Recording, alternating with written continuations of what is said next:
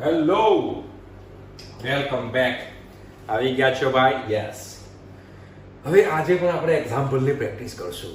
બહુ બધી એક્ઝામ્પલની પ્રેક્ટિસ કરવાના છે ભાઈ. ઇન્ટિગ્રેશનમાં તો એક્ઝામ્પલની જેટલી પ્રેક્ટિસ કરશો એટલી પ્રેક્ટિસ ઓછી પડશે, બરોબર? એટલે હું મેક્સિમમ ટ્રાય કરું છું કે ઘણા બધા એક્ઝામ્પલ્સ તમને કરાવું, એના કારણે તમને ઇન્ટિગ્રેશન ટકાટક આવડી જાય. જો હવે તમે જોશો અહીંયા આગળ, તો પહેલો એક્ઝામ્પલ શું તમે જુઓ, તમારી રીતની શકુંતલા દેવી જગાડજો, ઊંડો શ્વાસ લો. અરે ચાલુ કરી નાખો. જો ફટાફટ ઇન્ટિગ્રેશનમાં તમે જોશો અહીંયા આગળ શું છે ભાઈ, 2x + 1 છે, રાઈટ? અને અહીંયા વર્ગમૂળમાં x² + x + 9 dx છે. હવે આનું મારે ઇન્ટિગ્રેશન કરવું છે, આનું મારે સંકલન કરવું છે. તો શું કરવાનું? હવે તમે જો આ ટાઈપના એક્ઝામ્પલમાં આનું વિકલન કરો, x² + x + 9 નું વિકલન કરો, x² + x + 9 નું વિકલન કરો. શું થાય? x² નું 2x થાય, x નું 1 થાય. હા, તો બધાને ખબર જ છે. તો ભાઈ આ x² + x + 9 નું વિકલન બાજુમાં આપેલું છે. તો આ તો રૂલ આપણે શીખી લીધો છે કે આવા રૂલમાં આપણે શું કરવાનું. તો આને આપણે એવું ના કહી શકીએ કે ઇન્ટિગ્રેશનમાં 2x + 1 અહીંયા આગળ આ x² + x + 9 ની 1/2 ઘાત dx ના કહેવાય. આ વર્ગમૂળ છે અને 1/2 ઘાત ના કહેવાય. તો જે વિધેય આપેલું છે એ વિધેયનું વિકલન બાજુમાં આપેલું છે. તો સિમ્પલ આપણે આ જવાબ શું આવશે? આનો કંઈક આવો આવશે, x² + x + 9 ની 1/2 + 1 ઘાત છેદમાં 1/2 + 1 + c. સાદુરૂપ આપી દો તો નીચે થાય 3/2, અને હું આવી રીતે 2/3 લખી શકું. અહીંયા આગળ x² + x + 9 ની 3/2 ઘાત + c. આ રીતે તમારે લખવાનું છે. પતી ગયું? વિકલન બાજુમાં આપેલું હતું. આગળ જોઈએ, ચલો. બસ સિમ્પલ છે, બધા એના બેઝ પર એક્ઝામ્પલ તમે જુઓ, તમને ખબર પડશે. હવે આ એક્ઝામ્પલ જુઓ. હા, આ એક્ઝામ્પલ જુઓ. શું છે ભાઈ? ઇન્ટિગ્રેશન x + 2 છેદમાં વર્ગમૂળમાં x² + 4x + 3. તો હવે આ નીચે જે x² + 4x + 3 છે એનું વિકલન કરો તો શું થાય? 2x + 4 ના થાય? તમે જુઓ, એનું વિકલન તમે જોશો તો 2x + 4 થાય. આ x² + 4x + 3 નું વિકલન કરો યાર, તો 2x + 4 થાય. તો ઉપર 2x + 4 તો નથી, પણ હું 2x + 4 બનાવી શકું છું. કેવી રીતે બનાવી શકું? 2 વડે ગુણી ભાગી નાખો.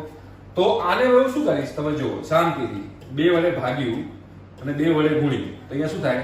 2x + 4 થાય.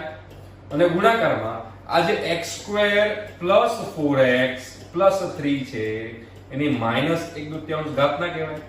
વર્ગમૂળ છેદમાં છે, છેદમાં છે એટલે આમ તો ઘાત 1/2 છે, પણ એને આપણે અંશમાં લઈ જઈએ એટલે -1/2 ઘાત થાય. તો આ વિધેય છે અને વિધેયનું વિકલન બાજુમાં આપેલું છે. તો આ જે આગળ 1/2 હતો એ 1/2 નું 1/2 અહીંયા આગળ x² + 4x + 3 ની -1/2 ઘાત +1 છેદમાં -1/2 ઘાત +1 + c. હવે જો -1/2 + 1 શું થાય? +1/2 થાય. તો +1/2 આ કેન્સલ, તમારો જવાબ શું આવશે? કે આવો આવશે, x² + 4x + 3 ની 1/2 ઘાત + c. આ તમારો જવાબ આવી ગયો. જોયું? સિમ્પલ છે. હજુ જો આગળ example next, log x / x dx. log x નું વિકલન બધાને ખબર છે, 1/x થાય. તો ભાઈ આના નું લખી શકાય log x * 1/x dx. આવું ના લખાય? બિલકુલ લખાય ભાઈ. આમાં કોઈ મોટું શંકાને સ્થાન નથી, આમાં કે બહુ મોટો તોપ નથી માંડી. આવું લખી શકાય.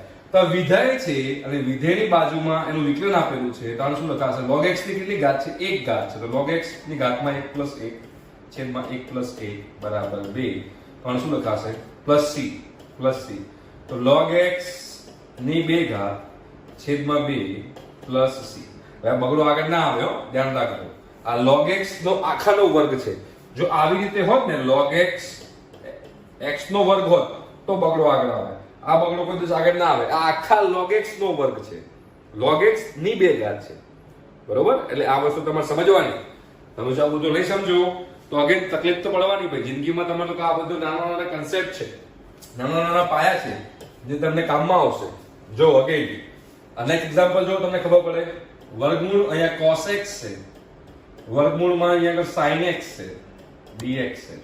તો ભાઈ sin x નું વિકલન cos x બાજુમાં આપેલું છે તો આને એવું ના લખી શકાય cos x અને sin x ની 1/2 ઘાત ના લખી શકાય લખી શકાય અને sin x નું વિકલન બાજુમાં આપેલું છે તો ડાયરેક્ટ આપણો આન્સર શું થશે આનો કે ભાઈ sin x ની 1/2 ઘાત +1 છેદમાં 1/2 +1 પ્લસ c એટલે કે અહીંયા 2/3 sin x ની 3/2 ઘાત પ્લસ c આ આપણો જવાબ થઈ જાય રાઈટ સિમ્પલ છે જો આગળ વધીએ નેક્સ્ટ એક્ઝામ્પલ જો શું છે આ એક્ઝામ્પલ જો અરે પાંચમો એક્ઝામ્પલ તો ઇન્ટિગ્રેશનમાં sin ની 5 ઘાત x cos x dx તો ભાઈ sin નું વિકલન cos બાજુમાં આપેલું છે sin નું વિકલન cos બાજુમાં આપેલું હોય તો આપણે સિમ્પલ શું લખી શકશું sin ની x ની 5 ઘાત છે તો 5 + 1 છેદમાં 5 + 1 + c એટલે કે sin x ની 6 ઘાત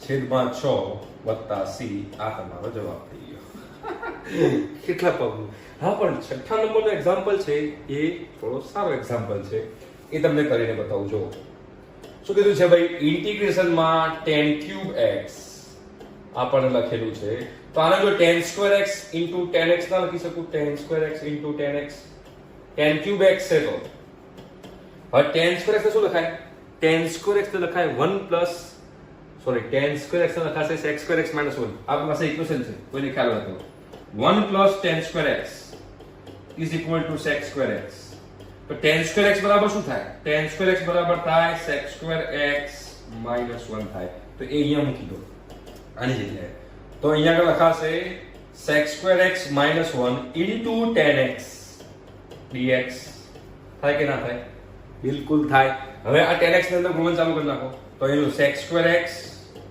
* tan x - tan x dx right હવે tan x નું વિકલન બાજુમાં sec² x આપેલું છે તો અહીંયા શું લખાશે અહીંયા લખાશે ભાઈ tan x નો વર્ગ / 2 અને tan x નું વિકલન log sec x થાય તો -log sec x + c આનું મેં અલગથી સંકલન કર્યું આનું પણ મેં અલગથી સંકલન કર્યું કે વચ્ચે માઈનસ હતું એટલે બરોબર આ તમારો જવાબ થઈ ગયો અહીંયા આગળ આપણે પેલો નિયમ યુઝ કર્યો કયો નિયમ યુઝ કર્યો વિધેય વિધેયની બાજુમાં વિકલન અને અહીંયા મારી પાસે tan x નું સૂત્ર હતું જ log sec x થઈ ગયું જો 6 એક્ઝામ્પલ કેમ આપલું આવડે ઠીક છે તો આજના લેક્ચરમાં આટલું રાખીએ છીએ હવે મળીશું નેક્સ્ટ લેક્ચરમાં બાય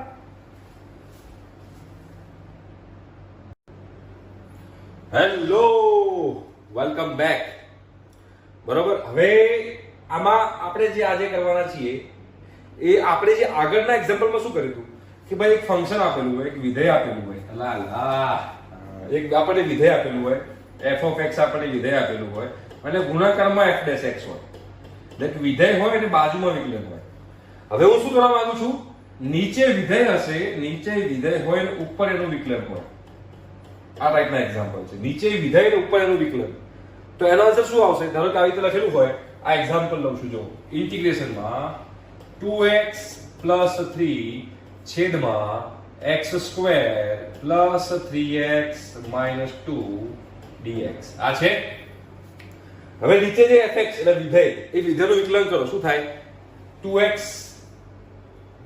+ 3 તો 2x + 3 ઉપર આપેલું છે યસ તો સીધું આપણે એને log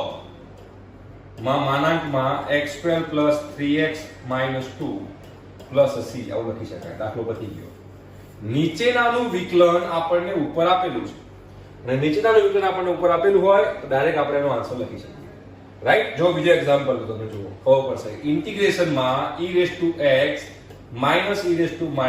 x છેદમાં e⁻x + e⁻x હવે આ નીચે જે છે એનું વિકલન કરો તો e⁻x નું e⁻x થાય e⁻x નું e⁻x થાય અને -x નું -1 થાય તો જો નીચેનાનું વિકલન ઉપર આપેલું છે જોયું આનું વિકલન જો આ થાય છે તો એ ઉપર આપેલું છે તો સિમ્પલ આપણે શું લખશું log e⁻x + e⁻x + c હતી દાખલો પૂરો નીચેનાનું વિકલન ઉપર આપેલું છે સિમ્પલ ચલો આગળ વધીએ હજુ હવે આ એક્ઝામ્પલ લો ઇન્ટિગ્રેશનમાં 1 + e⁻x તો આ જે e raise to minus x છે મારા દીકરાઓ, e raise to minus x ને 1 upon e raise to x ના લખાય? બિલકુલ લખાય. જો અહીંયા આગળ 1 upon 1 plus 1 upon e raise to x લખાય કે ના લખાય? dx છેદમાં લસાલો e રેસ ટુ x નો, તો 1 ના છેદમાં e raise to x plus 1 upon e raise to x dx. હવે છેદનું છેદ ક્યાં જાય? અંશમાં જાય. તો હવે આપણું શું બન્યું? કે આવું બન્યું, સંકલનમાં e રેસ ટુ x છેદમાં e raise to x plus 1 આવું બન્યું dx. હવે નીચેનાનું વિકલન કરો તો e રેસ ટુ x નું વિકલન e રેસ ટુ x 1 નું 0, તો નીચેનાનું વિકલન ઉપર આપણને આપેલું જ છે, તો ડાયરેક્ટ આપણે શું લખશું આને answer? Direct log માનાંકમાં e raise to x plus 1 plus c આપણે આવું લખી શકીએ. સિમ્પલ છે, બહુ સિમ્પલ છે. જો એના પછીનું એક્ઝામ્પલ જો તમને ખબર પડશે. ઇન્ટિગ્રેશનમાં cos x minus sin x છેદમાં cos x plus sin x dx આવું છે? યસ, બિલકુલ છે. જો હવે તમે જોશો તો નીચેનાનું વિકલન કરો તો cos x શું થાય? minus sin x ને વત્તા sin x શું થાય? cos x. તો નીચેનાનું વિકલન આવે છે. તો આનું વિકલન આ છે, તો આ તો ક્યાં આપેલું છે? અંશમાં આપેલું છે. જો cos x minus sin x, તો સિમ્પલ આપણે શું લખશું આને? log માનાંકમાં cos x plus sin x જે હોય આ નીચેનું જે હોય એ માનાંકમાં લઈ લેવાનું પ્લસ c. દાખલો તમારો પતી ગયો. કેટલું સિમ્પલ છે. નીચેનાનું વિકલન ઉપર આપેલું એટલે છેદમાં જે વિધેય આપેલો છે, છેદનો જે વિધેય છે એનું વિકલન આપણે અંશમાં આપેલું છે, આપણો દાખલો ત્યાં પતી જાય છે. રાઈટ? નેક્સ્ટ જોવો, તમને ખબર પડે. ઇન્ટિગ્રેશનમાં sin x into cos x છેદમાં 1 plus sin square x.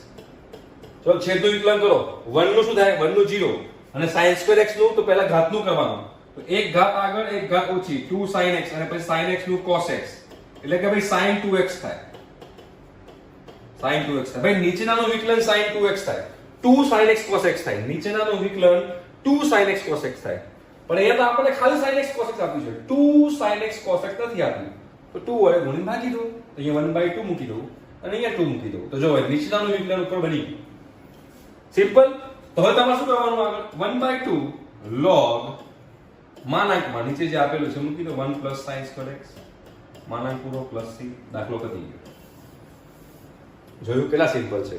મગજ દોડાવો તો સિમ્પલ છે, મગજ ના દોડાવો તો સિમ્પલ નથી. બરોબર છે? તો આજનું લેક્ચર આપણે અહીંયા પૂરું કરીએ છીએ. ઠીક છે? લેક્ચર હું એટલે નાના નાના સિમ્પલ બનાવું છું કે જેના કારણે તમને લોકોને મજા આવે, તમે લોકો બોર ના થઈ જાઓ. તો હવે મળીશું નેક્સ્ટ લેક્ચરમાં. ત્યાં સુધી બાય.